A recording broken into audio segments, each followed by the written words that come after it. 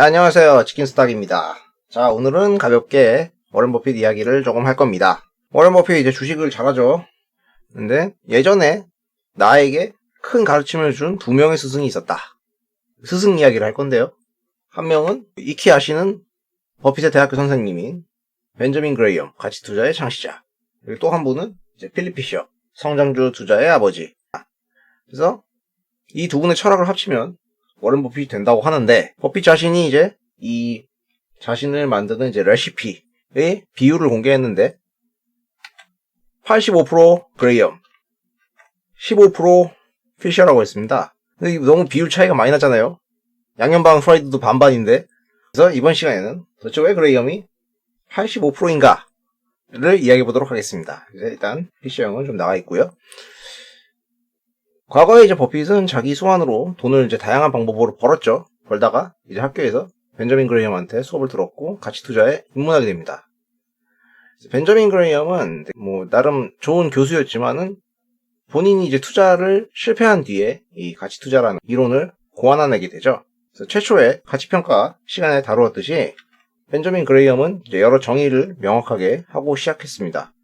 무려 이제 대공황의 시절을 겪은 분이기 때문에 그레이엄은 합리적이고 과학적인 투자를 하고 싶어 했죠, 나름. 그래서 일단 투자의 정의를 바꿨었죠.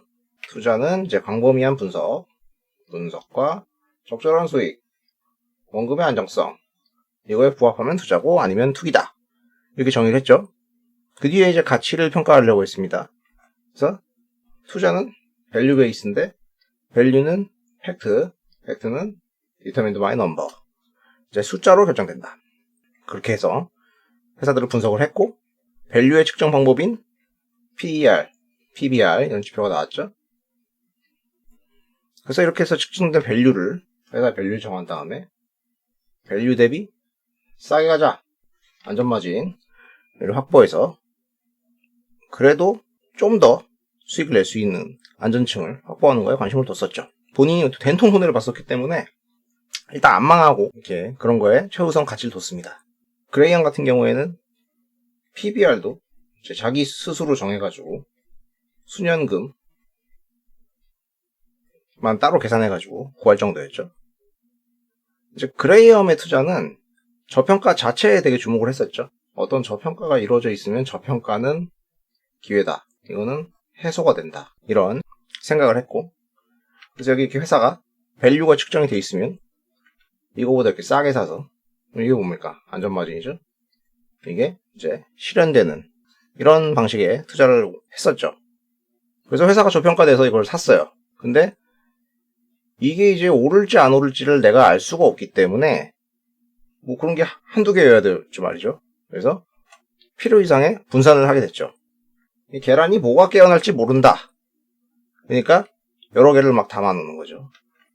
그리고 나중에 보니까 이제 이렇게 해서 투자를 해서 해소가 돼야 되는데 어찌어찌 해서 주가가 오르는 경우가 발생을 하긴 하지만은 결국에 보니까 이제 저평가의 근간에는 회사의 성장성이 악화가 되는 것이 있었고, 내가 뭐 여기서 샀는데도 회사가 이렇게 가치가 떨어져 버려가지고 손해를 볼 수도 있고, 혹은 뭐 다행히 이 안전마진을 실현하고 나온다고 하더라도 나중에 회사가 이렇게 망가져 있는 이런 모습을 확인하게 됐었죠. 그래서 뭐 최악의 경우에는 뭐 내가 너무 많이 사놓으면은 대주주여가지고 내가 빠져나올 수도 없다는 사실도 알게 됐습니다. 그래서 이런 방식 때문에 그레이엄은 분산 투자를 피할 수가 없었던 거고요. 나중에 이제 시간이 지난 다음에 버핏도 자기가 이걸 몸으로 겪어봤죠. 그래서 이런 방식을 버핏은 담배꽁초 투자, 시가렛 버트, 누가 버린 담배가 이만큼 피다가 이만큼 필 수 있는데 뭐 그것뿐이다 라는 비유를 남겼었죠. 그래서 버핏은 나중에 자기가 단순히 저평가된 회사를 매수하는 방식을 바꾸게 됩니다. 자, 어쨌든 중요한 것은 이런 게 아니라 버핏이 어쨌든 뭐 이 담배꽁초 투자를 안 하게 되긴 했지만, 그래서 그레이엄을 어찌 보면 뛰어넘는 깨달음을 얻었음에도 불구하고 버핏 스스로는 여전히 자신이 그레이엄 85%라고 주장했다는 거죠. 꽁초 투자를 포기했음에도 불구하고 그 구가치 투자를 포기했음에도 왜 그렇게 얘기를 했느냐. 그레이엄의 분석 자체는 어떤 정량적 분석이고, 정량적 분석은 뭡니까? 데이터, 통계를 빌면서 객관적으로 결론을 내게 되죠. 가치 투자는 밸류를 계산하고 밸류는 팩트고 팩트는 숫자인데 숫자로 가늠이 돼야 투자를 했다는 거죠, 결국. 이거의 대칭점에 있는 게 뭡니까? 정성적 분석이죠. 정성적 분석은 어떤 뭐 이렇게 비정형성, 숫자로 표현되지 않는 것들, 혹은 이제 내가 주관적으로 결론을 내리기 위해서 해석을 해야 되는 어떤 인사이트가 들어가야 되죠. 사람들은 대부분 이제 여기에 더 관심이 많죠. 이게 폼나무이거든요. 근데 이게 대부분 이야기 들을 때는 좋은데 나중에는 만담 이제 썰풀 다 끝나요. 그래서 뭔가 뭐 되게 많이 아는 것 같은데 남는 경우가 별로 없죠.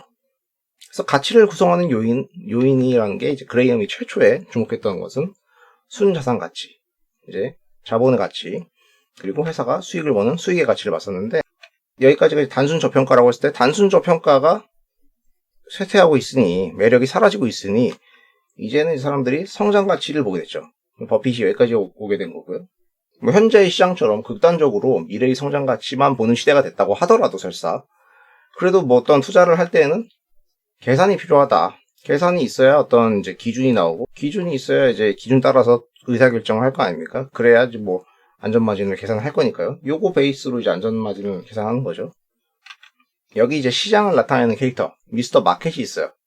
이 미스터 마켓은 이제 조울증이 있습니다. 시장에서 그래서 맨날 지 맘대로 가격을 불러요. 싸게 부르기도 하고 비싸게도 부르죠. 그러다 보면은 시장에서 이제 가격이 가치보다 이렇게 비싸지는 경우도 발생을 하고, 더 싸지기도 하는 경우가 있어요. 그래서 이제 가치 투자자들은 이제 미스터 마켓을 잘 이용해야 된다, 이런 얘기를 하는 거죠.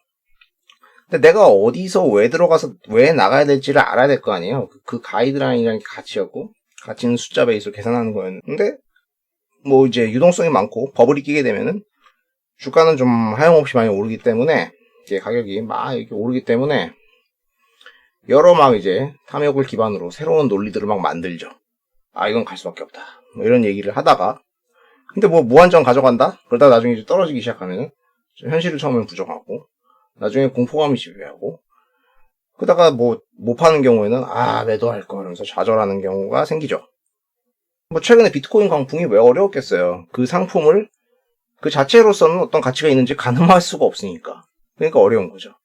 그래서 어떤 투자를 함에 있어서 가치를 가늠하는 수단으로서의 이제 숫자의 중요성은 투자의 근본 그 자체다.